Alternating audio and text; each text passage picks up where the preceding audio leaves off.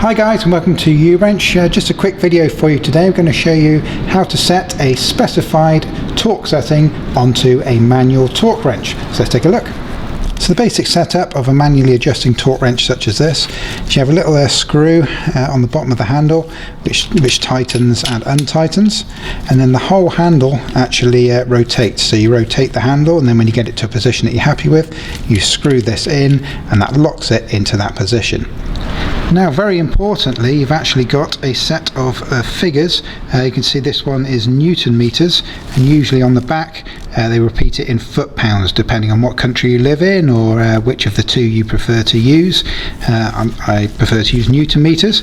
So here we have a scale. Now, if we have a quick look at this scale, we'll see that the lowest that this torque wrench goes to is 27.1. So that's the lowest, and you've got a line that goes up the centre, and you've got alternating measurements. So you've got 27.1 there, then the next mark comes to this side is 40.7, and then 54.2. so it kind of alternates. As you can see, these lines go up in different directions after each one, and your maximum there, this one goes up to 203.5. now, in addition to these numbers on the scale here, very important is the handle itself actually has numbers on it. As you can see here, it starts on 0, and you can see 2, I'm slacking that off a little bit, 4, 6, etc. Obviously in between those is the odd numbers. So it starts on 0, the unmarked one is 1, then you've got 2, the unmarked one there is 3, 4, unmarked 5, etc, etc, and that comes back round to 0.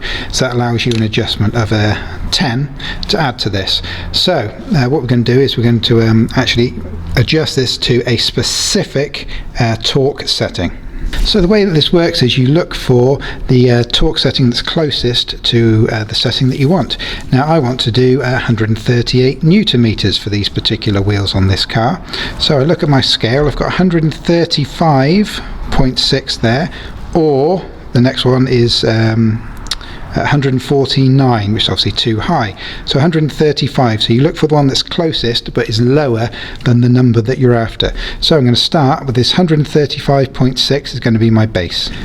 So you can see on the 135.6, the end of the line is just at the tip of my thumb there, so it kind of comes down there. So what I'm going to do is I'm going to tighten the handle up until it gets to that point. As this handle tightens, it actually moves up here, so I'm going to keep that going until you have to keep undoing the screw on the bottom every little once in a while. Where am I getting that? So here we go. So you can see we're getting near to that mark now, that 135.6. so if I bring this round, I'm on 8 on here now.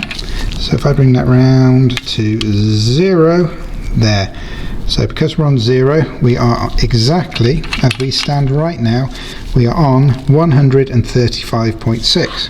However, I want 138. So the difference between 136 and 135.6 and 138 is 2.4. So what I can do is I can actually add the 2.4 using this scale on the black handle. So what I'm going to do is I'm going to add 1, I'm going to add 2, and I'm going to add about 0.4, so about halfway between the two, give or take, and then I'm going to tighten up the handle on the end, this little locking nut, and that's locked in place now.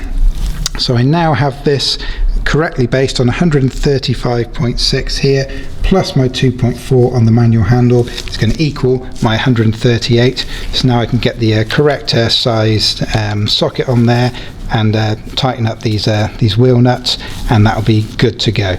So guys, that is how you use a manual torque wrench to set the correct specific setting that you need. I hope this has been useful for you. If it has, please be sure to hit the like button before you leave us, and also please hit subscribe. It really does help us out. Thanks guys, we'll see you again in the future.